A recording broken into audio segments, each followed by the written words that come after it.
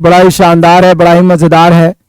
cos x का मान है -3/5। जरा ध्यान दीजिएगा, cos x का मान है, cos x का मान है, cos x बराबर है -3/5। हम सभी जानते हैं कि cos थीटा जो होता है वो आधार बटा कर्ण होता है।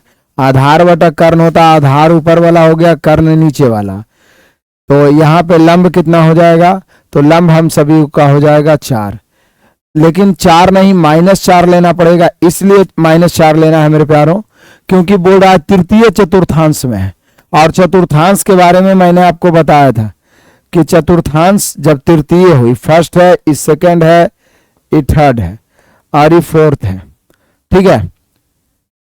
तो इसमें मैंने बताया था ऑल पॉजिटिव। यदि आप ट्रिगोनोमेट्री पढ़े होंगे, हमारे यूट्यूब पे भी उपलब्ध है। मास्टर मैराथन क्लास में 4 मैराथन क्लास ट्रिगोनोमेट्री का मैंने दिया है। उसके अलावा हमारे 0 to 0 फाउंडेशन मैथ वाला, एडवांस मैथ वाला बैच में ऑल पॉजिटिव, यहाँ साइन कॉसेक पॉजिटिव, यहाँ टैन कॉट पॉजिटिव। तो टैन कॉट पॉजिटिव है यहाँ, ठीक है ना, टैन कॉट पॉजिटिव है, बाकी साइन तो निगेटिव ही होगा। तो मान लिया जाए कि आप सीधा माइनस को देख रहे हैं इसलिए ताकि तृतीय तीसरा में है, बाकी 3/5 तो आपको समझ में आ रहा है। तो आधार हो गया, कर्ण हो गया, तो लंब हो जाएगा 4, 3 4 5 पाइथागोरस।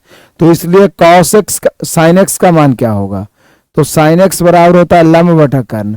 लंब हो गया 4, कर्ण हो गया 5, लेकिन माइनस हो जाएगा क्योंकि तृतीय में है, और तृतीय चतुर्थांश में है, और तृतीय चतुर्थांश में केवल tan cot ही पॉजिटिव होता है, तो साइन का मान निगेटिव ही होगा। तो -4/5, -4/5, -4/5 दहाड़ते चलिए।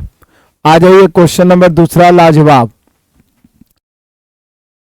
यदि किसी वर्ग की भुजा 1/10 मीटर है, यदि किसी वर्ग की भुजा, बहुत ही शानदार क्वेश्चन, यदि किसी वर्ग की भुजा 1/10 मीटर है तो 4 मीटर भुजा वाले एक बड़े वर्ग के अंदर ऐसे कितने वर्ग रखे जा सकते हैं। लाजवाब है।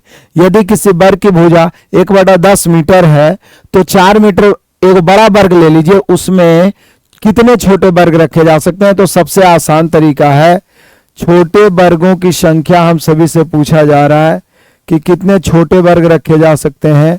तो छोटे वर्गों की संख्या, छोटे वर्गों की संख्या बराबर, छोटे वर्गों की संख्या बराबर, छोटे वर्गों की संख्या बराबर हो जाएगा, छोटे वर्गों की संख्या बराबर हो जाएगा बड़ा वर्ग का क्षेत्रफल, बड़ा वर्ग का क्षेत्रफल बटा छोटा वर्ग का क्षेत्रफल, बड़ा वर्ग का क्षेत्रफल बटा छोटा वर्ग का क्षेत्रफल। बड़ा वर्ग का भुजा है 4, तो 4 का स्क्वायर 4 गुना 4। छोटा वर्ग का भुजा है मेरे प्यारों 1/10, 1/10 के स्क्वायर करेंगे, ऊपर हो गया 4 चौक 16, नीचे वाला 100 उलट के ऊपर गुना हो जाएगा, यानी 1600 वर्ग हम रख सकते हैं। 1600 वर्ग उसमें आ जाएगा। संख्या बराबर बड़ा का क्षेत्रफल बटा छोटा का क्षेत्रफल। चलिए शुरू कर देते हैं आज का धमाकेदार सेशन। क्वेश्चन नंबर तीसरा बड़ा ही लाजवाब है। एक आदमी 25 किलोमीटर प्रति घंटे की गति से गांव से डाकघर गया और 4 की चाल से डाकघर से वापस लौट गया, मतलब एक ही दूरी को जा भी रहा है लौट भी रहा है। ऐसी स्थिति में वो 5 घंटे 48 मिनट लेता है, तो दूरी क्या है। तो पहले इस समय को पूरा कर लेते हैं घंटा में। 5 घंटे 48 मिनट, इसको घंटा में बदलेंगे तो 60 से भाग, 12 चौका 48, 12 25 60, 25 और 4 29/5 घंटे, 29/5 घंटे, 29/5 घंटे। हमें क्या चाहिए दूरी, हमें क्या चाहिए दूरी। दिक्कत यह है कि यहां पर एक क्या है, डाकघर है, यहां पर एक डाकघर है, और यहां पर हम सभी का ये एक आदमी का गांव है। तो डाकघर से गांव, गांव से डाकघर, उल्टा, गांव से डाकघर और डाकघर से गांव। गांव से डाकघर गया है 25 किलोमीटर प्रति घंटा की चाल से, फिर लौटा ये 4 किलोमीटर प्रति घंटा की चाल से। हम सभी जानते हैं मेरे प्यारों की दूरी बराबर क्या होता है, दूरी बराबर होता है चाल गुना समय। तो यहाँ पर चाल नहीं होगा बल्कि औसत चाल हो जाएगा। यहाँ पे क्या हो जाएगा, औसत चाल, औसत चाल गुना समय। या तो औसत चाल गुना समय, नहीं तो फिर बाई रेशियो निकाल लीजिए। देखिए बाई रेशियो चल दीजिए, दोनों तरीका से बनेगा। गांव से डाकघर जाने में और आने में, जाने में और आने में इनका चाल क्या क्या है? तो जाने में इनका चाल है 25 किलोमीटर प्रति घंटा, आने में इनका चाल है 4 किलोमीटर प्रति घंटा। एक ही दूरी को जाया भी जा रहा है, आया भी जा रहा है, मतलब समान दूरी रहे तो चाल का उल्टा समय हो जाता है। समय हो जाएगा 4 और 25, यानी 4:25। यहां समय लग रहा है कुल मिला के 29/5 घंटे। यहाँ समय का योगफल दिया हुआ कि कुल समय लग रहा है 29/5, और यहाँ कुल समय लग रहा है 29। तो 29/5 की तुलना 29 से, यानी लगे समय की तुलना लगे समय से। तो गांव से डाकघर की दूरी क्या है? गांव से दूरी, गांव से डाकघर की दूरी क्या है? तो कोई एगो ले लीजिए, या तो जाने वाला या तो आने वाला। कुल समय की तुलना कुल समय से कर दिए, 29/5 है, यहाँ 29 है, तुलना करना मतलब नीचे 29 चला गया। दूरी निकालना है तो 25 चौक 100 करिए, या इधर 25 चौक 100 करिए। 29 से 29 कट गया, 25 100, यानी गांव से डाकघर की दूरी हो गया 20 किलोमीटर। चूंकि किलोमीटर में है तो किलोमीटर ही रहेगा। 20 मीटर भी ऑप्शन में दिया है, इसलिए देख के आंसर मारिएगा। 20 किलोमीटर कितना हो गया मेरे बहादुरों? 20 किलोमीटर। तो बड़ा ही लाजवाब और मजेदार क्वेश्चन। क्वेश्चन नंबर चौथा, ये बड़ा ही शानदार सा क्वेश्चन है। कहता है किसी संख्या के 1/2, 1/3, 1/5 का योग उस संख्या के से 12 अधिक है, तो वह संख्या क्या है? तो बड़ा ही सिंपल सा क्वेश्चन है। मान लिया जाए वो संख्या पी है। वो संख्या क्या है? पी है। वो संख्या क्या है? पी है। वो संख्या क्या पी है? क्वेश्चन कह रहा है भाई, क्वेश्चन जो क्वेश्चन कह रहा है वही लेके चलिएगा। हाँ, तो क्वेश्चन कह रहा है किसी संख्या का 1/2, तो पी का 1/2 मतलब p/2, फिर उसी का 1/3 यानी p/3, फिर p/5। इसका योग जो है उसी संख्या से 12 अधिक है। ऐसा करते हैं, एलसीएम ले लेंगे। 3, 5 और 2 का एलसीएम 30 हो जाएगा। 30 में 2 से भाग देंगे तो 15p, 30 में 3 से भाग देंगे 10p, और 30 में 5 से भाग देंगे 6p, बराबर p + 12। 15, 10, 25 और 6 31p। तिरछा गुना करेंगे 30p और + 12 × 36, 360।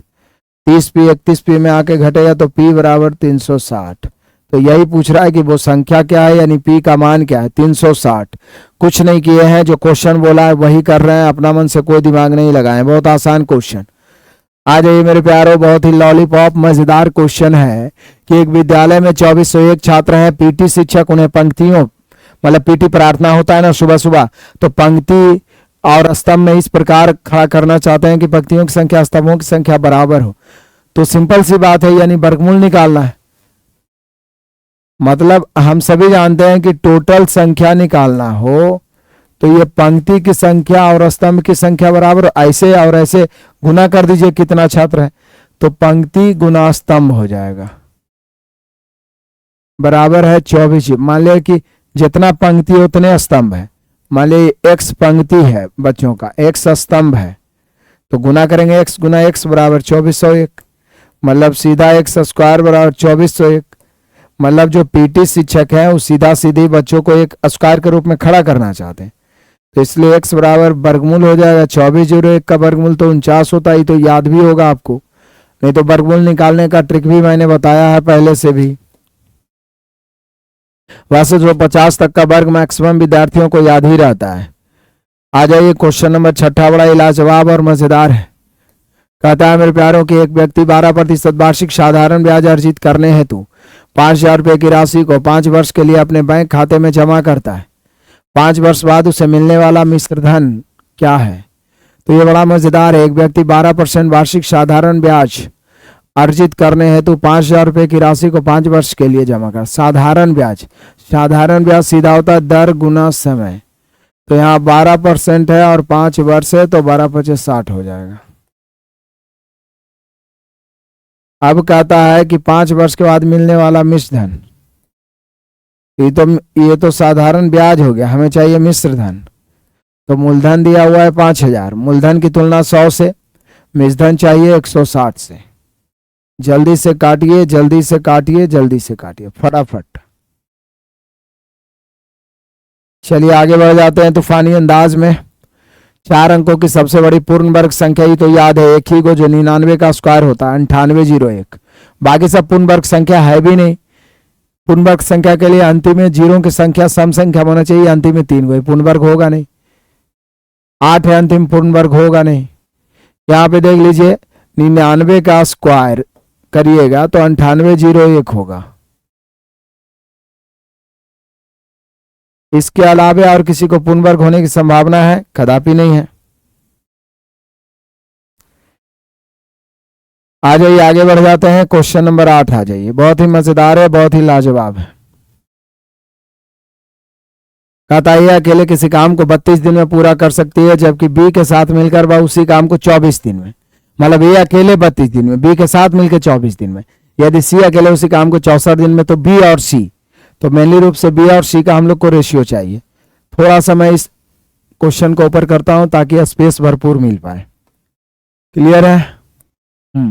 आ जाइए, आ जाइए मेरे बहादुरों, हम लोग देखते हैं इसको। ए अकेले, सिंपल सी बात है कि ए कर रहा है काम 32 दिन में, और आगे कहता जबकि बी के साथ मिलकर, कौन? ए ही ना, अभी तक ए का चर्चा हुआ है, तो बी के साथ मिलकर 24 दिन में, और जबकि सी के बारे में फिर बोला है कि सी अकेले 64 दिन में। तो पहले तो हम यही तीनों का क्षमता निकालेंगे। इस समय है क्षमता निकालते हैं। कहता है अकेले 32 दिन में, बी अकेले 24 दिन में, सी अकेले 64 दिन में। यदि आप हरो कैल्शियम लेते हैं 1/32, 1/24, 1/64, तो इसका कैल्शियम क्या हो सकता है? मुझे लगता है कि 192 इसका आंसर होगा, इसका एलसीएम होगा। जैसे 1/32 तो 8 चौका 32, 8 तिया 24, 8 8 64, 8 3 और 4 का एलसीएम कितना हो जाएगा? आप छोटा करके बना सकते हैं या सीधा उलटिएगा। हम सभी जानते हैं समय का उल्टा क्षमता होता है। 1/32, 1/24, 1/64 हरो कैल्शियम 192 होगा। 32 से 6 बार में होगा, 24 से 8 बार में होगा, और 64 से 3 बार में होगा। यही हम सभी के क्षमता का रेशियो होगा। लेकिन हमें बी का अलग से क्षमता चाहिए, क्योंकि बी सी पूछ रहा है। तो बोले कोई दिक्कत नहीं सर, ए है 6, ए भी 8 है जिसमें ए 6 है, ए 6 है तो बी 2 हो गया। अब सी 3 है और बी 2 हो गया। अब सी 3 है, बी 2 है, तो बी सी 5 हो गया। तो यही तो बोल रहा है कि बी और सी एक साथ मिलकर, बी एंड सी साथ मिलकर काम कितना है पहले ही देखिए। किसी एक को लेकर चलेंगे, 192 काम है, और एक साथ ही दोनों मिल गया 3 2 5 के क्षमता से डी दिन में। इसलिए डी बराबर हो जाएगा 192/5। 5 से 5 दिया 15, बच गया 4, 8 बचे 40, 38.2/5। तो 38.2/5 दिन बी और सी मिलके करेगा। बड़ा ही मजेदार लाजवाब क्वेश्चन है, शानदार क्वेश्चन है। देखिए क्लियर है? मजा आ रहा है, आनंद आ रहा है? चलिए आगे बढ़िए मेरे प्यारों। कहता है निम्नलिखित को हल कीजिए, तो कैलकुलेशन से डरने की जरूरत नहीं है, हल करना है बहुत आसान से। पहले ब्रैकेट वाला काम होगा 9 चुक 36, उसके बाद भाग वाला काम होगा।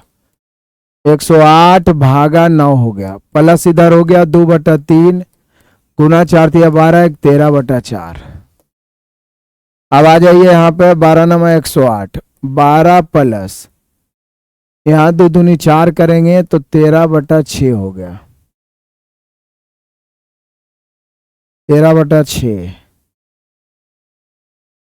अच्छा यहाँ पे एलसीएम एक ले लेंगे तो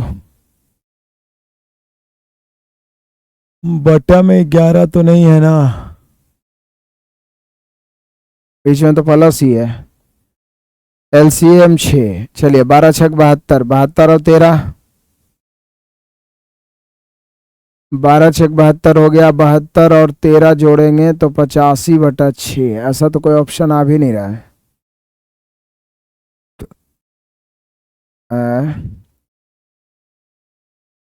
85/6, 6 से भागा देंगे तो 12, क्या है, 14 छक 84।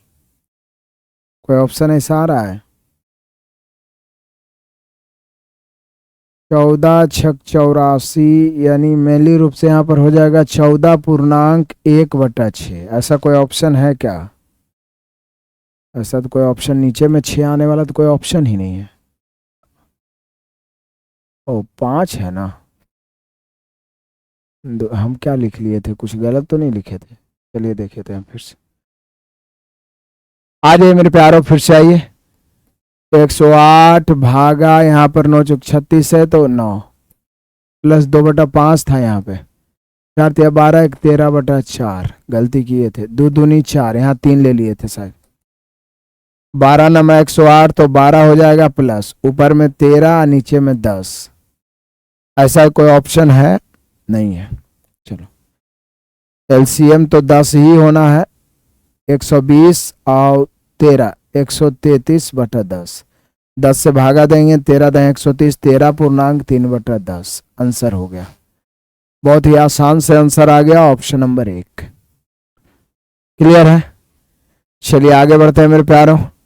बहुत बढ़िया, गलती से मिस्टेक हो गया था।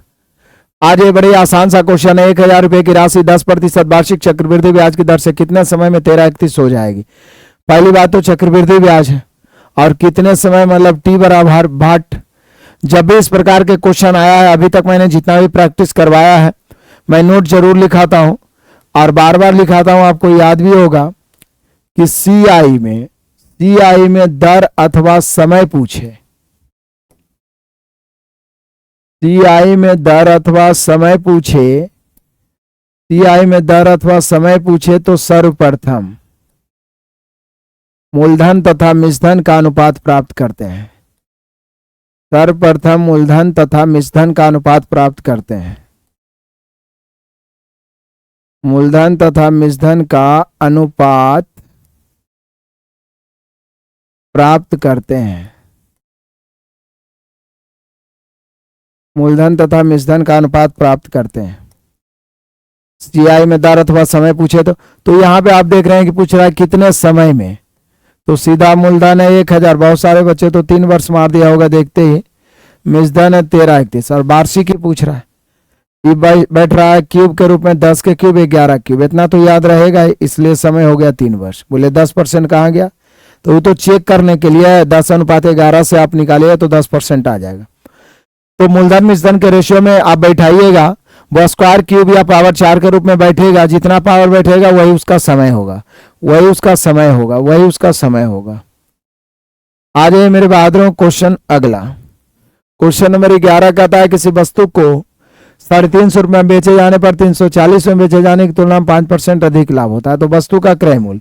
ये प्रॉफिट एंड लॉस मैंने पढ़ाया है जीरो टू हीरो वाला में भी और अलग से भी, उसमें स्पेशल टाइप ही पढ़ना है। ये profit and loss special type ये मैंने आपको पढ़ाया था, जिसमें मैंने आपको नोट भी लिखाया कि जब एक ही वस्तु को 2 अलग अलग मूल्यों पर बेचा जाए और लाभ हानि बराबर हो तो क्रय मूल्य निकालना है, दोनों को जोड़ के दूसरे भाग। लेकिन जब एक ही वस्तु को 2 अलग अलग मूल्यों पर बेचा जाए और लाभ हानि अंतर अलग अलग दिया हुआ हो तो विक्रय मूल्य का अंतर लाभ हानि के अंतर के बराबर होता है। तो देखिए यहाँ पे क्या कहते हैं, किसी वस्तु को 350 में बेचे जाने पर, यानी पहला विक्रय मूल्य जो है वो 350 है, दूसरा विक्रय मूल्य जो है वो 340 है। अब बोल रहा है कि 350 में बेचे जाने पर 340 की तुलना में 5% अधिक लाभ होता है। यहाँ हानि का बात नहीं किया है, मतलब यहाँ भी लाभ हो रहा है और यहाँ भी लाभ हो रहा है, लाभ पहला लाभ दूसरा, लेकिन ये जो लाभ है पहला लाभ से 5% अधिक है, यानी यहाँ 100 लाभ हो रहा है तो यहाँ 105। कई बोलेगा कि दुगना है, कई बोलेगा तिगुना है, कई बोलेगा 20% अधिक। तो 350 भी विक्रय मूल्य है, 340 भी विक्रय मूल्य है। 350 में बेचने से जो लाभ होता है वो 340 में बेचने वाले लाभ से 5% अधिक है। 121, दोनों तो लाभ ही है। अच्छा, विक्रय मूल्य का अंतर लाभ हानि के अंतर के बराबर होगा, बस इतने याद रखना है। विक्रय मूल्य का अंतर, यहाँ पे विक्रय मूल्य का अंतर कितना है 10, तो लाभ हानि के अंतर के बराबर होगा। यहाँ है 10 का अंतर, यहाँ 1 का अंतर है। रेशियो का नियम कहता है कि जिससे तुलना किए उसी का किसी न किसी भाग निकलेगा। 21 से गुना करिए तो इधर वाला लाभ प्राप्त होगा, तो 350 में घटा देंगे, लाभ को घटा देंगे, क्रय मूल्य आ जाएगा। 20 से गुना करेंगे तो इधर वाला लाभ प्राप्त होगा, 340 से घटा देंगे, आपकी मर्जी है। तो यहां पर 20 से गुना किए तो यहां 200 लाभ हो रहा है, तो 200 लाभ हो रहा है 340 में बेचने से उल्टा।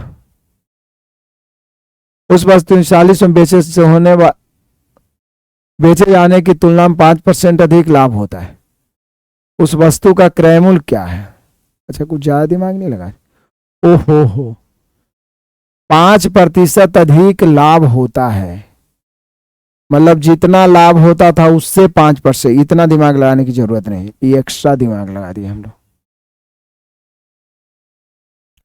लाभ प्रतिशत नहीं बढ़ा है, लाभ प्रतिशत 5% बढ़ जाए तब होगा। यहां सीधे था कि 350 की तुलना में 340 में बेचे, तो यहां 10 रुपया अधिक या कम लाभ हो रहा है, यहां 5% अधिक, तो 10 की तुलना 5 से, क्रय मूल्य निकालना है 100 से। ये तो बहुत हलवा क्वेश्चन था।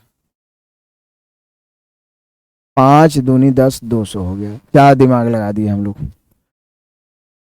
किसी वस्तु को 350 में बेचे जाने पर लाभ, उस वस्तु को 340 में बेचने से लाभ से 5%, जो लाभ प्रतिशत है वो 5% अधिक होगा तब। यहां पे कह रहा है कि 10 रुपया का अंतर है, यहां 5% अधिक लाभ हो रहा है, मतलब लाभ जो है जितना हो रहा था उससे 5% बढ़ गया।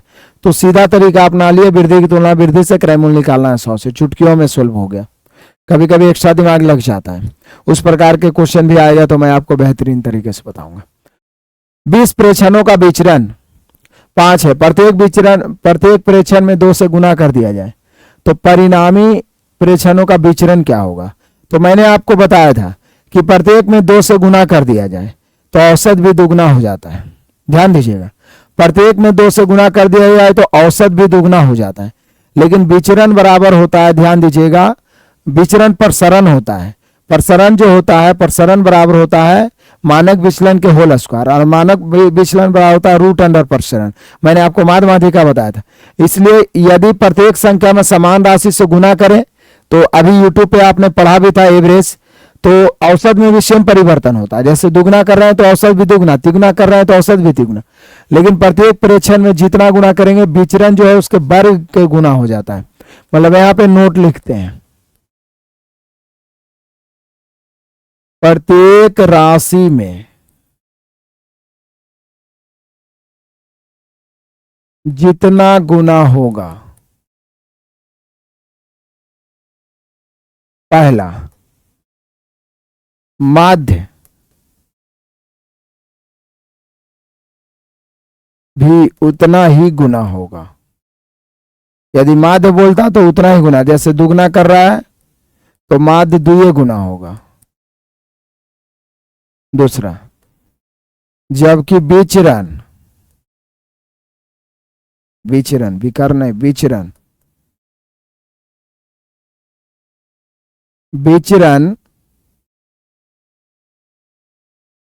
वर्ग के गुना होगा, वर्ग के गुना होगा। ये आपको अपने भाषा में मैंने समझाने का प्रयास किया है। सीधा सीधा है कि प्रत्येक राशि में दुगना किए हैं तो माध्य बोलेगा तो दुगना ही हो जाएगा, जितना माध्य है उसका दुगना। तिगुना बोलेगा तो माध्य तिगुना होगा, 4 गुना बोलेगा तो माध्य 4 गुना होगा। लेकिन यदि बोल रहा है कि प्रत्येक प्रेक्षण दुगना, तो उसका विचरण जो है 2 का स्क्वायर गुना 4 गुना हो जाएगा। तिगुना बोलेगा 3 का स्क्वायर 9 गुना। तो यहाँ बोल रहा है कि 20 प्रेक्षण रहे चाहे कितनों प्रेक्षण रहे, पहले से जो है पहले विचरण कितना है 5 है, पहले विचरण 5।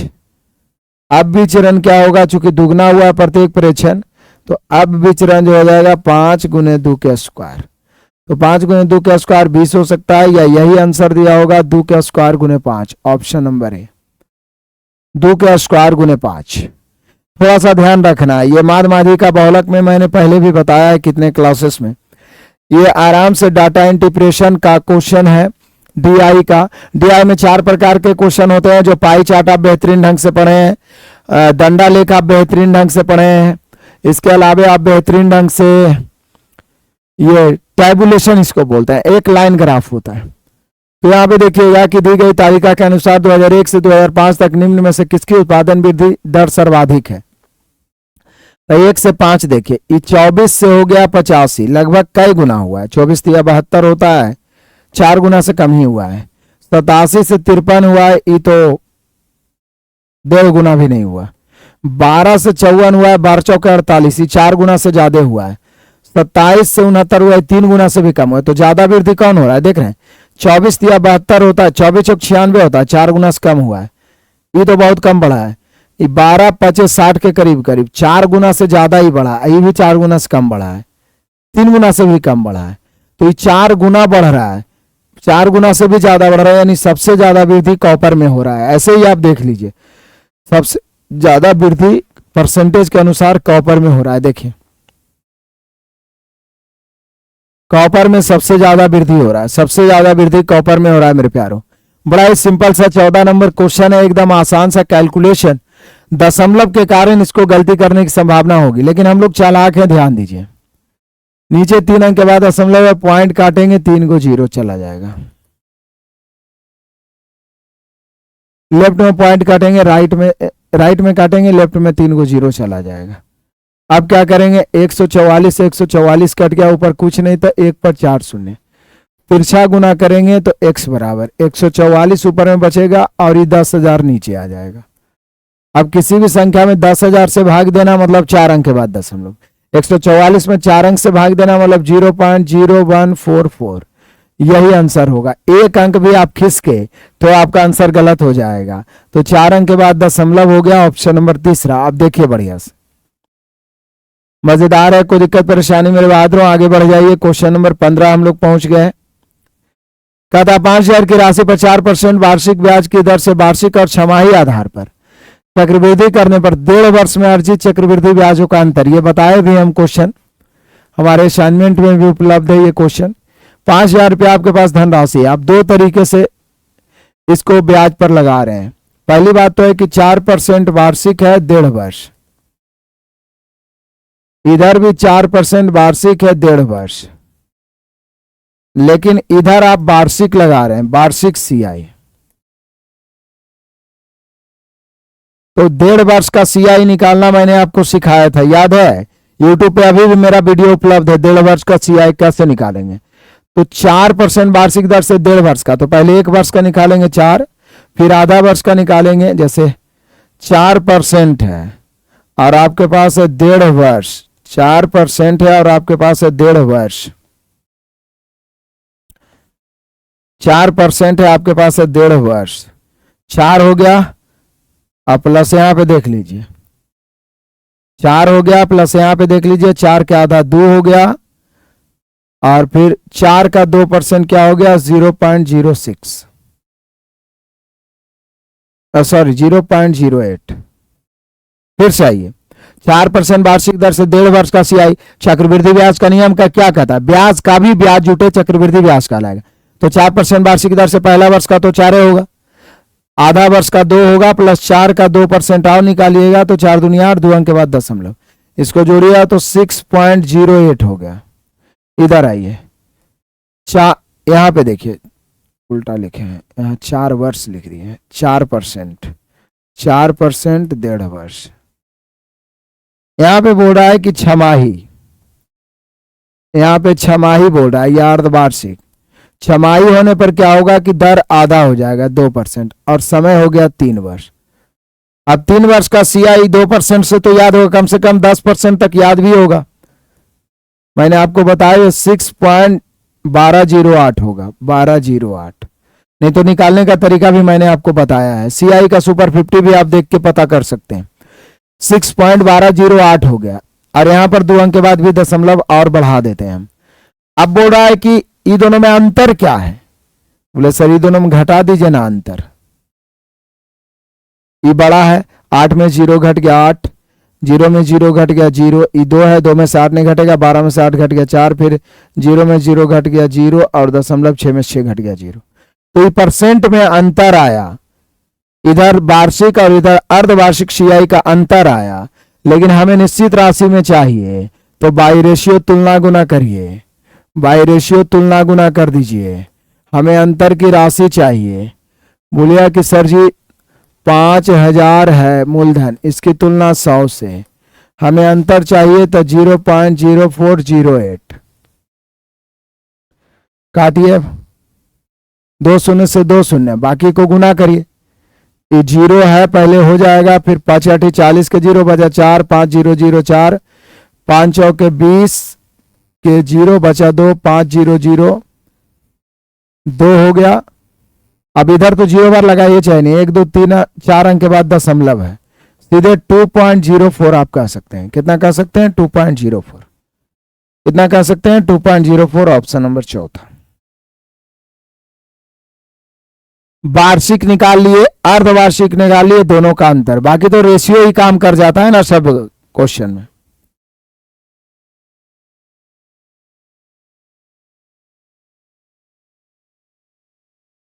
आ जाए मेरे प्यारों, बढ़ते हैं तूफानी अंदाज में। a बटा 2 b बटा 3 बराबर, जब 2 या 2 से अधिक राशि बराबर हो, 2 या 2 से अधिक राशि बराबर हो, कोफिशिएंट उलट जाता है, तो सीधा उल्टेगा। तो बटा में 2 है तो 1 बटा 2, तो 2 उलट के 2 हो जाएगा, 3 हो जाएगा, 5 हो जाएगा। अब यहां पर हरों के एलसीएम से गुना करने की जरूरत नहीं है, बराबर है उलट के ही सीधा हो गया अपने आप। भिन्न के रूप में रहता तब हरों के एलसीएम से गुना करते हैं, यही रेशियो हो गया। अब कुछ नहीं करना, ए का मान 2, बी का मान 3, सी का मान 5 बटा 5, 10 बटा 5 काटेंगे तो हम सभी का 2 हो जाएगा, 10 बचा 5 काटेंगे तो 2 हो जाएगा, कोई दिक्कत परेशानी नहीं है। आ जाइए मेरे प्यारों, क्वेश्चन नंबर 17। एक घड़ी की मिनट की सुई 1.5 सेंटीमीटर लंबी, इसकी नोक 40 सेंटीमीटर 40 मिनट में कितनी दूरी तय करेगी? मतलब चाप की लंबाई पूछ रहा है, मतलब ये पूछ रहा है कि जैसे यह एक घड़ी है, बहुत आसान मजेदार क्वेश्चन है, और घड़ी की सुई यहां से टिक टिक टिक टिक चलना शुरू किया और यहां से यहां तक गई, मान लिया जाए यहां से यहां तक, तो ये जो मान लिया ए से बी तक गई, तो यहां से यहां तक जाने में ये जो चाप है, चाप ए बी की लंबाई वाट, यही पूछ रहा है। तो पहले हम ये करते हैं कि 1.5 सेंटीमीटर जो है, या ये वाला आप 1.5 सेंटीमीटर जो, ये एंगल कितना बना है? तो हम सभी जानते हैं कि मिनट की सुई, यदि आप क्लॉक पढ़े होंगे तो बड़ा बेहतरीन ढंग से मैंने बताया था कि मिनट की सुई 1 मिनट में 6 डिग्री का कोण बनाता है, इसलिए 40 मिनट में कितना डिग्री का कोण बनाएगा? 40 मिनट में 6 गुना 40, 240 डिग्री का कोण बनाएगा। तो ये जो कोण हो गया 240 डिग्री हो गया। मिनट की सुई 1 मिनट में 6 डिग्री की कोण बनाती है। मैंने क्लॉक को भी बेहतरीन ढंग से पढ़ाया है कैसे बनाती है, क्योंकि पूरा एक राउंड मारेगी तो 60 मिनट में 360 डिग्री बनाता है, तो 1 मिनट में 6 डिग्री, 1 मिनट में 6 डिग्री तो 40 मिनट 240 डिग्री, 40 मिनट में 240 डिग्री। और हम सभी जानते हैं कि चाप की लंबाई, चाप जो होता है परिधि का ही एक पार्ट्स होता है। यदि आप वृत्तखंड पढ़े होंगे तो चाप की लंबाई जो होता है वो सीधा थीटा बटा 360 गुना 2 पाई आर होता है। थीटा का मान कितना है बाबू? 240 बटा 360 गुना 2 पाई, आर का मान कितना है? 1.5 है, यानी 1.5। काटते हैं, 12 दूनी 12 तिया, 3 पचे 15, 2 दूनी 4, 4 पाई गुना 0.5 करिएगा तो गुना करके 2 पाई आएगा। 2 पाई, पाई का मान रखना है शायद, पाई का मान है 3.14। पाई का मान जब 3.14 रखिएगा मेरे प्यारों, 3.14 जब रखिएगा तो गुना करके 628 आ जाएगा, यानी 6.28 आ जाएगा, 6.28 आ जाएगा, 6.28 आ जाएगा। बहुत ही लाजवाब क्वेश्चन है, 6.28।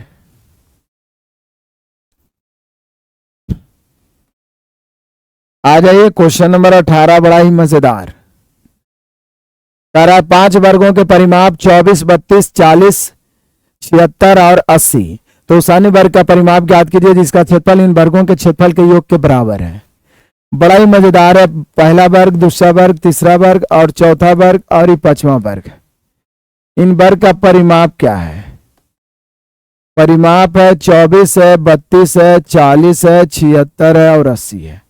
अच्छा, वर्ग का परिमाप 4 गुने भुजा होता है, तो भुजा जो होगा परिमाप बटा 4 हो जाएगा, तो भुजा 6 हो जाएगा। इसमें 4 से भाग दीजिए 8, मतलब रेशियो क्या लिखना है, इसमें 4 से भाग दिए 8, इसमें 10 हो जाएगा, इसमें 4 से भाग दिए 19, इसमें 4 से भाग दिए 20। तो क्षेत्रफल क्या होगा, भुजा स्क्वायर 6 के स्क्वायर 36, 8 के स्क्वायर 64, 10 के स्क्वायर 100, 19 के स्क्वायर 361 और 20 के स्क्वायर 400। अब इस सभी के वर्ग के क्षेत्रफल मिला के एक नया वर्ग बना। तो नया वर्ग का जो क्षेत्रफल होगा इस सभी का योग होगा। आप जोड़िए 400 और 361, 761, 861, 800 आई मिला के हो गया 100, तो 961, कुल मिला के 961 हो गया। जो पांचों मिला के जो नया वाला बड़ा वाला वर्ग बना है उसका क्षेत्रफल हो गया 961। अब वर्ग का क्षेत्रफल भुजा स्क्वायर बड़ा होता है 961 हो गया, इसलिए इसका भुजा कितना हो गया, भुजा 31 हो गया। अब भुजा 31 हो गया तो इसका परिमाप क्या हुआ, तो परिमाप होता है 4a, 4 गुना भुजा 4 गुना 31 बराबर 124। वो तो जैसे ही 961 देखे तो यहां से अब लिखना ही नहीं था, दिमाग में ही जैसे ही क्षेत्रफल 961 आया भुजा 31 हो ही जाएगा। 31 का स्क्वायर 961 होता है, स्क्वायर तो कम से कम 40 तक याद ही है। उसके बाद में फिर उसको 4 से गुना कर दिए 124 हो गया। कितना लाजवाब है, मजेदार है। आगे बढ़ जाइए। क्वेश्चन नंबर 19 है मेरे प्यारे। एक दर्जी के पास 37.5 मीटर कपड़ा है, 3 मीटर कपड़े से 8 वस्त्र बनता है, तो कुल कितना बनाएगा, तो 3 मीटर कपड़ा से 8 वस्त्र बन रहा है, तो 37, तो पहले 37.5 को आप 3 से भाग दे दीजिए, तो ये 3-3 मीटर का टुकड़ा में बट गया, 3-3 मीटर का टुकड़ा बना लिया, और एक 3 मीटर के कपड़े से 8 वस्त्र बन रहा है, तो 8 से गुना कर दीजिए। बोला 3 सेंटीमीटर कपड़े से 8 वस्त्र बनाए जा रहे हैं, तो जितना टोटल कपड़ा उसमें 3 से भाग, अब 8 से गुना कर दीजिए। छोटा सा कैलकुलेशन है, आप कर सकते हैं, बहुत ही आसान। आ जाइए मेरे बहादुरों, ये मैथ का लास्ट क्वेश्चन निम्नलिखित पाई चार्ट। पाई चार्ट 2 प्रकार के होते हैं, यदि परसेंट में हो तो जोड़ के 100% होंगे, डिग्री में है 360, शुगर 80 डिग्री है, अदर 140 है, वीट मतलब गेहूं 100 है और राइस 40 है। कुल उत्पादन 8100 टन है, तो चावल की उपज क्या है, तो बाई रेशियो चलिए, चावल पूछ रहा है, कुल है 8100 टन, यहां कुल 100 है, सॉरी कुल 360 है, डिग्री की बात है तो कुल 360, कुल 360, कुल 360, तो चावल यानी राइस निकालना है तो 40 से, राइस निकालना है तो 40 से काटिए, 1 शून्य से 1 शून्य, 4 से 9 बार में 9 चौक 36, 9 9 81, 900, तो 900 हम सभी का ऑप्शन नंबर 1। आप लोग बताइए कि बीच में कितना सही हुआ, क्योंकि अब हम लोग